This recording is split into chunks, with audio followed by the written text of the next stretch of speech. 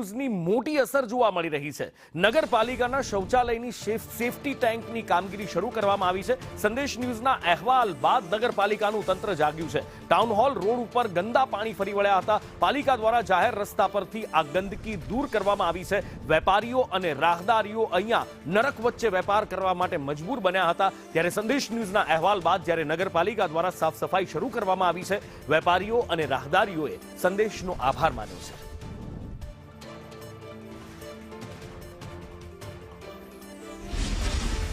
નગરપાલિકાના જાહેર શૌચાલય પર જે લાઇન બ્લોકેજ હતી અથવા તો લાઇન તૂટી ગઈ હતી, આ 1 માર્ચના ડાબી બાજુના દ્રશ્યો છે કે રસ્તા ઉપર એક ગંદા પાણી વહી નીકળ્યા હતા। આસપાસ માર્કેટ છે, બજાર છે, દુકાનો છે અને અહીંયા વેપારીઓ હેરાન પરેશાન હતા કારણ કે આ દુર્ગંધ મારતું ગંદુ પાણી અહીંયા સતત વહેતું રહેતું હતું। લોકો હેરાન પરેશાન હતા।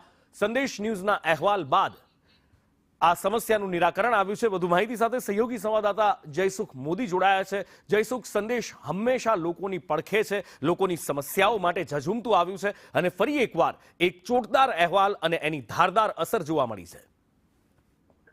જી નપુર, વાત કરવામાં આવે તો જામ ખંભાળિયાના જે 4 રસ્તાથી ટાઉન હોલ વાળો રસ્તો છે, તે રસ્તા ઉપર પાલિકા સંચાલિત છે એક શૌચાલય આવેલું છે। તેથી સેફટી ટેન્કની જે પાણી છે એ કેટલાય દિવસો છે છલકાતું હતું। ત્યારે સ્થાનિકો લોકો દ્વારા સંદેશ પત્રકારને જયારે બોલાવવામાં આવ્યું ત્યારે સંદેશ ન્યૂઝ દ્વારા જે આ લોકોને પડતી હાલાકીને લઈને અને સમાચાર જે પ્રસારિત કરવામાં આવ્યા હતા, આ સમાચાર પ્રસારિત થતા જ પાલિકા તંત્ર પણ હરકતમાં આવ્યું હતું અને તાત્કાલિક જે છે આ તાબડતોબ કામગીરી પણ પાલિકા દ્વારા હાથ ધરવામાં આવી હતી। ત્યારે સ્થાનિક લોકો દ્વારા પણ આ કામગીરી શરૂ થતા જ સંદેશ ન્યૂઝનો પણ હાલ આભાર માનવામાં આવ્યો હતો। જી નપુર।